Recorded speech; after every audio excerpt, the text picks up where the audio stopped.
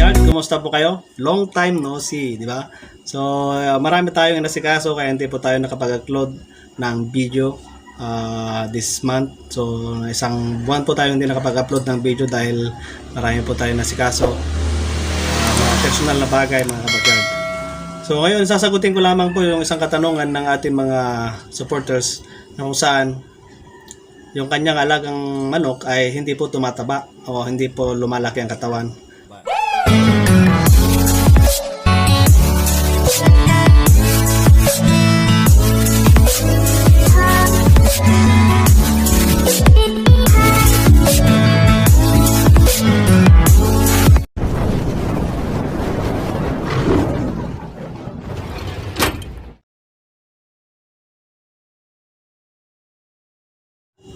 So, number 1 na ginagawa natin bago natin isalang sa pre-con ang ating alagang manok. Kasi kung dumaan na po sa hardening ang ating alagang manok, ay nasa 4 na buwan to 5 months, hina-hardening ko na po yung aking alaga, no? So, kailangan yan, gawin po natin yung pinaka-basic muna. So, kailangan natin purgahin yung ating alaga bago natin pakainin ng kung ano-ano at bigyan ng mga supplement, no, mga vitamins.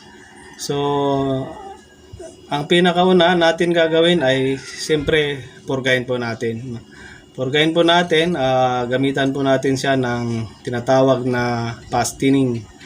So, ipapasting po natin yung ating alaga. So, kung naka-cording man yung inyong alagang mga manok, kunin nyo po at ilagay nyo muna sa keeping room, kulungan, ano. So ikulong nyo muna yung ating alaga dahil ating pupurgahin, no. So fasting, ano, papakainin lang natin siya sa umaga ng kalahating kutsara. Bakit kalahati lang? Kasi para mabilis matunawan yung ating alaga. Pagdating ng hapon, pwede na po nating ipainom ng purga, ano. Sa inyo na po mga kapatid, mga kabakyard, kung anong klaseng purga ang ipapainim ninyo. So, mayroon dito, ang gamit ko, ang tinda ko dito ay pakyaw saka hammer, no? So, after po na napurga ang ating manok, kinabukasan, maaga po nating tignan yung droppings niya kung may mga bulati. Yan. So, titingnan natin kung natanggal ba yung mga bulati niya. Kung wala naman, napaka-good dahil wala pong bulati ang ating halagang manok. So, pangalawang araw ay bibigyan po natin siya ng paligo. So, papaliguan natin siya para matanggal po yung mga parasite sa kanyang mga balat, sa kanyang balahibo. Nang dahil dyan ay nababawasan po yung mga red blood cell o mga pulang dugo ng ating alagang manok. Kasi nakakain po ng parasite. Yan. So kailangan po nating paliguan para po maiwasan po natin yung mga kuto na dumami. Ayan, para isa po yan sa cause ng pagiging payat ng ating mga alagang manok. So pangatlo nasa pangatlo na po tayo ay kailangan painumin po natin ng bacterial flush out o tinatawag na bacterial flush out dahil inaagapan natin yung mga sakit na pwedeng dumapo sa ating mga alaga. So baka may sakit yung manok mo, hindi mo lang alam. So baka may sipon, hindi mo alam. So kaya pala mahinang kumain, baka may sipon. So kailangan natin painumin ng until 500 kung kahit anong klaseng antibiotic pwede. So may mga iba't ibang gamot dyan na pwede naman nating bigay sa kanya. So ang gamit ko dito ay 500 until 500. So pwede din yung mga Tripas, Trisolac, yan. So pwede yun.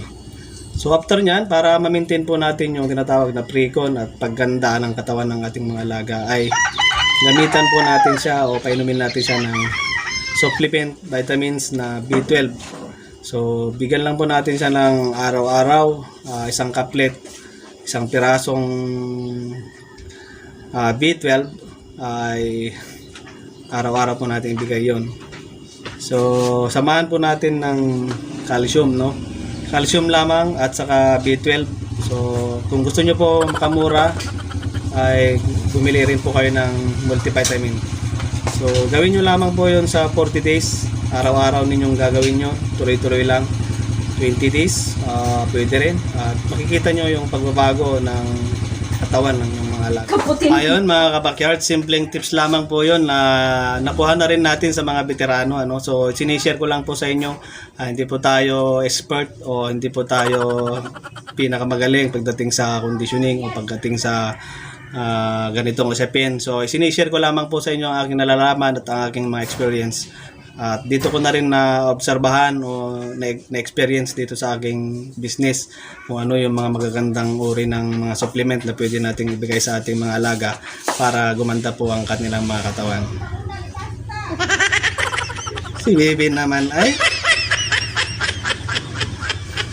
alasing ko na alasing ko na baby. So ayun, mega shoutout sa mga sumusuporta sa akin, sa aking channel, sa JJ Official TV. Mega shoutout po sa inyong lahat at maraming salamat sa inyong patuloy na pagsusubaybay sa aking channel. At mag-comment lamang po kayo kung ano po yung inyong mga katanong at pwede na po natin gawan ng video o kaya vlog po ano. So hanggang doon na lamang mga kabakyard at alam kong napakagandang mensahe ito para sa inyo sa mga nag-uumpisa.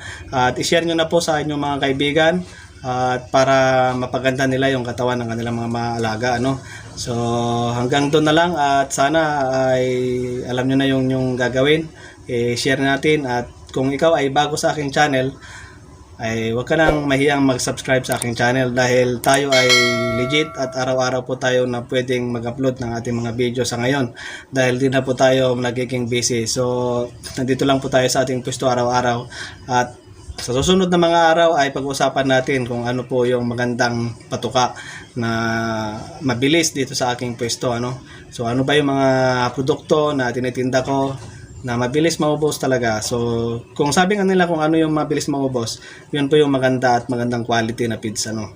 So hanggang sa muli at maraming salamat.